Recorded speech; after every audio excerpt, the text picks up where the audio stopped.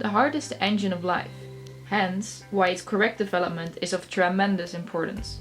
This video will go over the embryonic development of a specific structure in the heart, the interventricular foramen.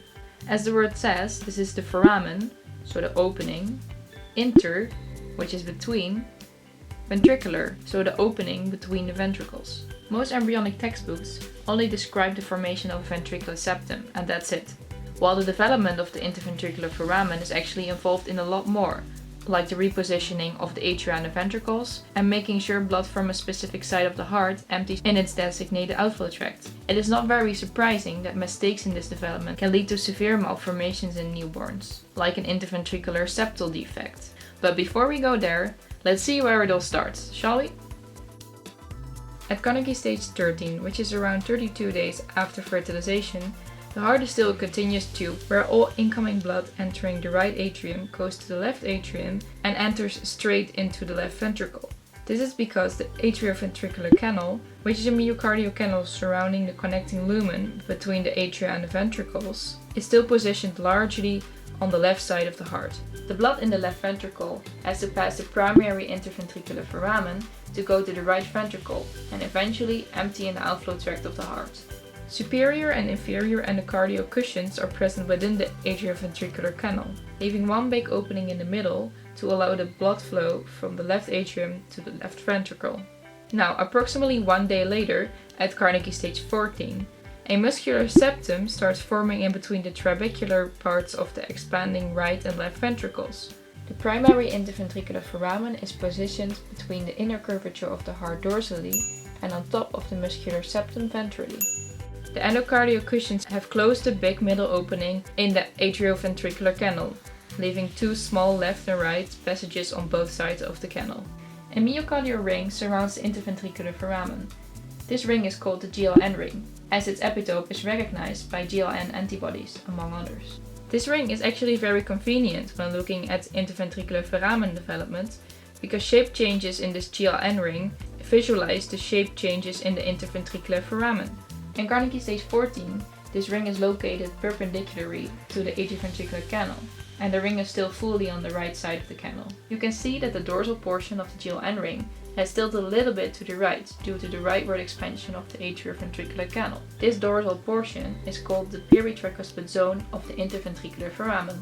Now we go further in time again, where we end up at Carnegie stage 16, which is approximately 5 to 6 days later. The atrioventricular canal has expanded to the right again. If you compare the situation to Carnegie stage 14, you can clearly see that this has caused the right atrioventricular passage to empty more directly in the right ventricle. At the same time, leftward expansion of the cranial part of the interventricular foramen causes the left ventricle to get a more direct connection with the outflow tract. As before, the outflow tract was fully connected to the right ventricle. It has now moved more towards the middle. The part of the interventricular foramen that tilts more to the left is called the peri-aortic zone. This name is easy to remember if you think about that this foramen will eventually connect the left ventricle to the future aorta.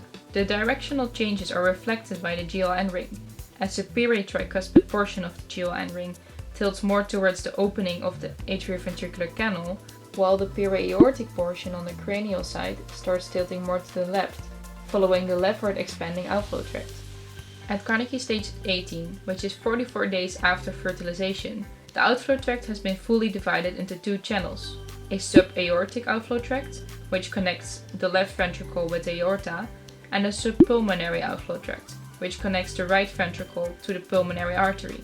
The peri-aortic opening of the interventricular foramen, here visualized by the leftward bending portion of the GLN ring, has tilted to reach the subaortic outflow tract, occupying a more oblique plane. The direction of the right atrioventricular canal has not changed a lot. Therefore, the peritricuspid zone of the interventricular foramen, visualized by the portion of the GLN ring surrounding this canal, keeps its frontal plane. The two bloodstreams now go in perpendicular direction relative to each other. Only a small interventricular connection, also referred to as interventricular foramen 3, remains between the muscular ventricular septum and the outlet septum that separates the two outflow tracts. This part of the interventricular foramen still allows blood flow between right and left ventricle, although this third zone, as we can call it, closes at Carnegie stage 20, when a membranous septum is formed between the muscular interventricular septum and the outflow septum due to fusion. Now, a really small exercise for you to do at home in order to remember the structural changes better. The only thing you need is something that can bend, like a white metal ring that is used to close plastic bags, or even a hair tie works. Try to reconstruct the structural changes in the GLN ring yourself. So, we start with the ring being fully on the right side of the atrioventricular canal, still being in perpendicular direction relative to each other, like in Carnegie stage 14. In Carnegie stage 16, the peritricuspid zone, which is on the ring's dorsal side, tilts more towards the canal, while the cranial portion already starts tilting a bit to the right. In Carnegie stage 18, the peritricuspid opening tilted even more ventral, and the periaortic zone has now occupied a more oblique plane, reaching the subaortic outflow tract. Now, try it out yourself, and if you don't understand it fully anymore, just rewatch this video. Thank you for watching, and good luck studying. Oh, and don't forget, embryology is actually quite fun once you get the hang of it.